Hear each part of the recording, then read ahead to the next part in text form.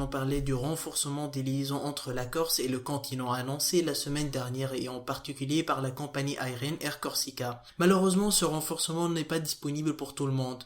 Le motif impérieux est maintenu jusqu'au 23 juin dans le cadre de la pandémie du Covid-19. La compagnie corse qui a annoncé le 28 mai 1 million de sièges disponibles d'ici fin octobre aurait sans doute voulu être prévenu plus tôt. Le décret publié le 31 mai 2020 au journal officiel précise en effet que les transports aériens vers l'île de Beauté, à l'instar de ceux en outre-mer, restent interdits, sauf s'ils sont fondés sur un motif impérieux d'ordre personnel ou familial, un motif de santé relevant de l'urgence ou un motif professionnel nous pouvons être différés, et ce jusqu'au 23 juin, date fixée pour la phase 3 du déconfinement en France. Le préfet de Corse, Franck Robin, a expliqué sur France 3, sur un territoire insulaire comme la Corse, l'idée c'est peut-être d'être encore plus précautionneux.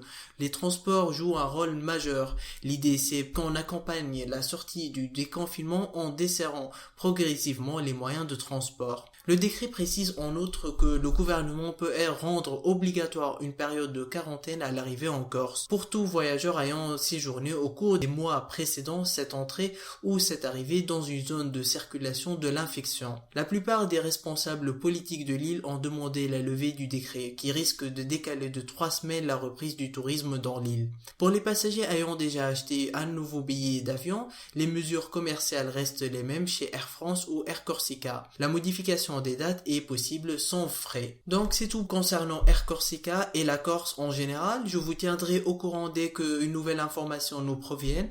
Donc pour ne rien rater, n'hésitez pas à vous abonner et de mettre un pouce bleu si la vidéo vous a plu. Quant à moi, je vous dis à la prochaine sur Aero Info.